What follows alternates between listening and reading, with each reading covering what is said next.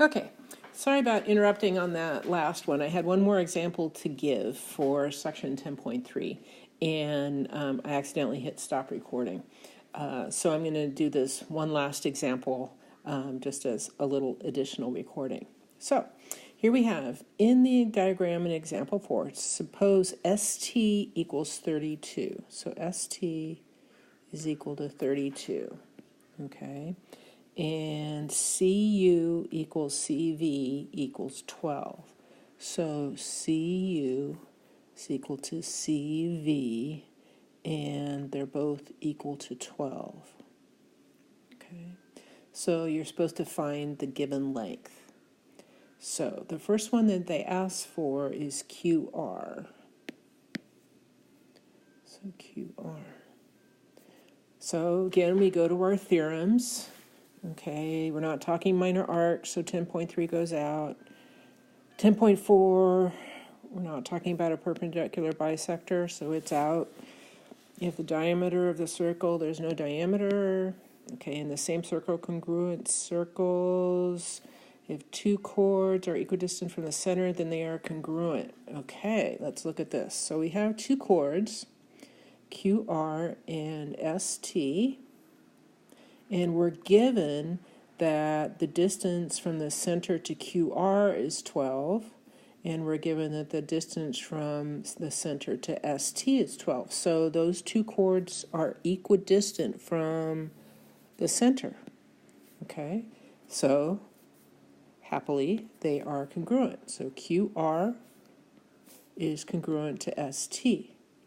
So if ST is equal to 32, which was given, we know that QR is also equal to 32. Okay. So if we're given, we're now looking for QU. I'll go to a different color, QU. Okay. Then we know that this little thing right here, CU, the line here that shows that it's equidistant, okay, we know that that's a perpendicular bisector of QR, so we know that QR, QU, and QR are equal, okay, and we know that they add up to 32. So QU plus QR is equal to 32. Okay, we know they're equal. So 2QU is equal to 32, and QU is equal to 16. Okay, that's pretty easy. So I'm going to erase before we do this third one. So it's a little bit more complicated. Okay. No, I don't want to do it in blue. Do it in red. Okay. So we're given the same things. ST is equal to 32. Okay, CU equals CV is equal to 12, and we're asked to find the radius of C. So the first thing we notice is none of the lines that are given are a radius, right? So CU is not a radius because it doesn't go all the way to the edge. Okay, CV is not a radius because it doesn't go all the way to the edge. Okay, and these guys are chords. So a radius only goes from the center, and neither of those go from the center. So we're going to have to make something up. So we have to draw in our own radius. So let's draw a radius from this point, from Q to C. Okay. So we know QCU is a right triangle, and I'm going to redraw it right here.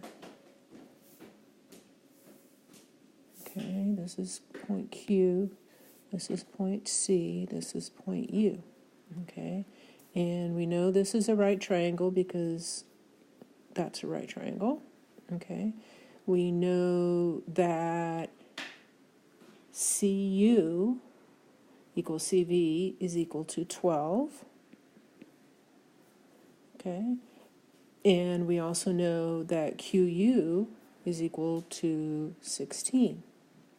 So we have a right triangle, one leg is equal to 12 and one leg is equal to 16. The only angle we know is this right angle, so trig is not going to work. So what's left? So the only thing that's left to find the hypotenuse is Mr. Pythagoras. So let's work it out. So we're going to have 12 squared plus 16 squared is equal to the question mark. 12 squared is 144. 16 squared is equal to 256. Question mark. Those are equal to 400. 400 is equal to c squared. Remember, this is the hypotenuse squared.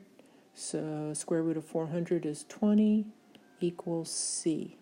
So the radius of C, the radius of circle C is 20 because we calculated it as the hypotenuse of this triangle. So this is an example of not being given all the information, okay, that you might need, but you follow the rules to add some information. And so what we did here is we added the radius, and it was totally legal because the definition of a radius is that it starts in the center and it ends up on the circle itself, and that's a radius. So CQ is a radius, and it just happened that it made a triangle with QU and CU, which we already knew.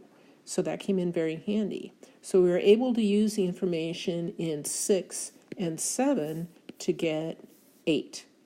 And this is a two-step problem, okay? So that's more complex, obviously, than a single question problem where you're given all the information right in front of you. But you should be at the point now where you can make some good decisions about adding. You could add a diameter, you could add a radius, whatever it is you need in order to get the problem done. Okay, that's it.